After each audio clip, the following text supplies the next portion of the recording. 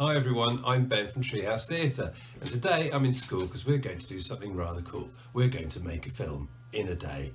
Yes, that's right. It's not going to look like a film you'd normally see in the cinema or something. It's going to be more like a filmed play, but we're doing it today. There are 4 quarters of this play. Each bit is, I'm going to call an act, all right? Now, each of you will be in one of 4 groups, and each of these groups is doing one of these acts. So you, at some point, will come down to me in the hall, and while you're there, you're going to sort out this quarter of the play, and we'll film it, so that then, in the end, we'll have 4 little films, one for each group. They'll get put together by your teachers, and you'll be able to watch them back as one whole thing. When you come down to me in the hall, you'll be given somewhere to sit, you will be given a part, and you might be given a prop or something like that. And basically we'll then, with each of you, go through everyone in your group, making sure you all know what you're doing. So you'll walk the whole thing through, try all your words out and all the actions you have to do. So, and then straight away, immediately after we've gone through the whole thing as a rehearsal, we'll then just run the whole thing through without stopping, all right? I'll be there to remind you what you've got to do and all that stuff. We'll just go for it, mistakes and everything, and get it filmed. By the end of the day, we'd have filmed all 4 groups, doing all 4 quarters of the play. Your teachers can then put the 4 bits together and you'll have a chance to watch them all back in the right order and see the finished thing. Before you come down and see me, here's a few top tips for making the film today. First of all, it's really important that you face front, okay? Now there's the occasional thing that will happen that will mean you'll need to turn and face towards me or something, towards the back of the stage. But generally speaking, unless I say anything different, you need to look straight out ahead, not at the camera, but just out at the people who are watching on the mats in front of you, and say your lines to them. Even if you're talking to someone else on stage next to you, you still need to say the lines out front so that we can see your face while you're in the shot, while you're in the film. It's also important that you do this so that we can hear you properly. You need to project your voices and really speak up so we can hear everything you say, because you are telling a story today, and your words, the words that you say, they matter just as much as anything I say, because it all adds up to us making sense of the story that we're telling. So all your words matter, let's make sure we hear them. Secondly, it's really important that you stay in shot. Now that means the bit that the camera can see of the stage. Now, we would probably have marked the edges of where that is on stage, maybe with a bit of tape or something, so you know what line you can't go out of. Now, it's important that you stay within those lines or you're not going to be visible in the film. So make sure you're wherever else I put you, and I will give you somewhere specific to stand. If you're moving around or going from one place to another, or even if you just forget where you're supposed to be, at least make sure that you're in the shot. Now, conversely, if you're not supposed to be in the shot, let's make sure you're not. If you're sitting down on the mats watching, don't stand up in front of the camera. If you need to leave the room for any reason, you're going to have to kind of crawl underneath where the camera can see and get out somehow without crossing in front of the stage or in front of the camera. All right? Also, it's very important that the audience can focus on the film and what they're supposed to be seeing, rather than being distracted by anything else. So while you're watching the play, just get into it. Just enjoy watching what you're watching. And don't chat to the people around you while you're doing it, all right? We don't need any commentary from the audience. We just want to see what's going on stage, all right? And it's also important during these times at the moment that we're aware of a couple of other safety things. Firstly, if I give you a prop, it's just for you. No one else is allowed to use it. You're not allowed to pass it to anyone else. No one else is allowed to play with it. So if you see someone's prop lying about, just leave it there. And if you've got a prop, look after it and don't let anyone else play with it, all right? So we just keep 1 prop per person, and that'll be fine. Also, you're supposed to stay a good 2 steps away from me, all right? So keep at least 2 steps away from me, because we're not in the same bubble. It's also, well, actually, it might help you if you just imagine that I stink, and if you came too close, you wouldn't enjoy it very much. Just do that, just pretend I smell, okay?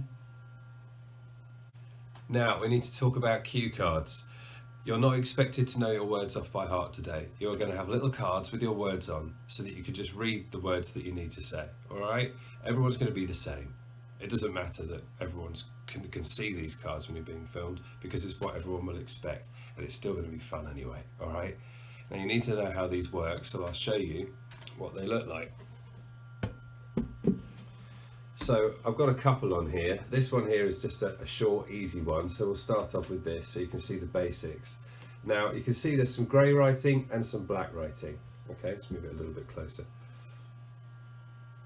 All right, grey writing and black writing. Now a cue in theatre means the line just before something happens. It could be the line just before somebody says something, for example, and that's what's happening here.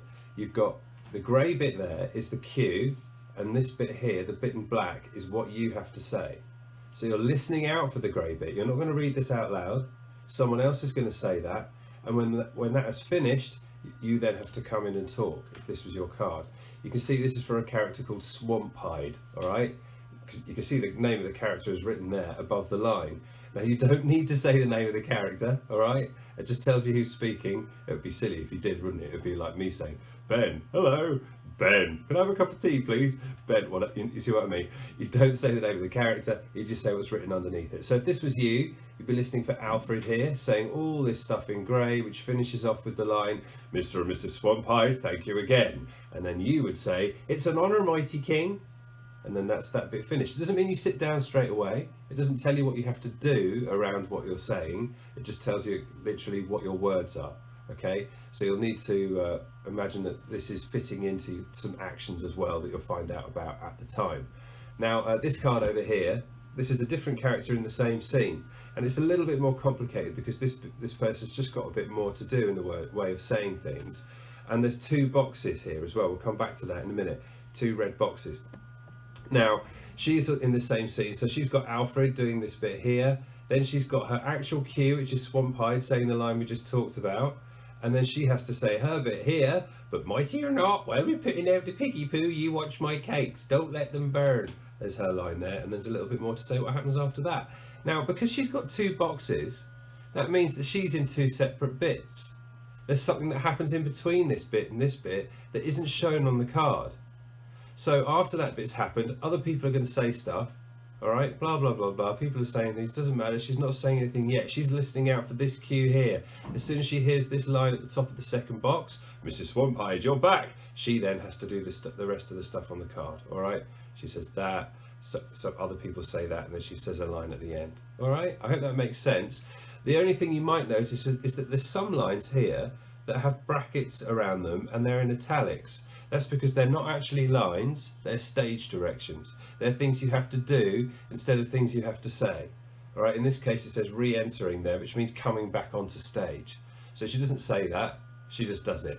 All right, so just be aware that you might get the odd card that does that. I hope that's all clear. Now for a moment, let's think about what this show is all about. It's called the Tudor Dynasty because it's all about the Tudor Dynasty. A dynasty is a time when a particular family rules over a place. In this case, we have England being ruled over by the Tudor family.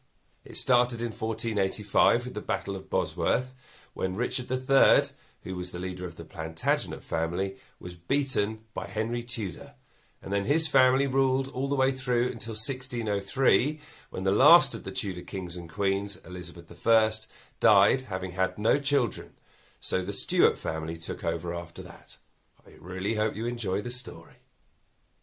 Now we're going to do a vocal warm-up. So we're getting your voices ready, and we're just getting you kind of in the right frame of mind as well to come and do what you're going to do.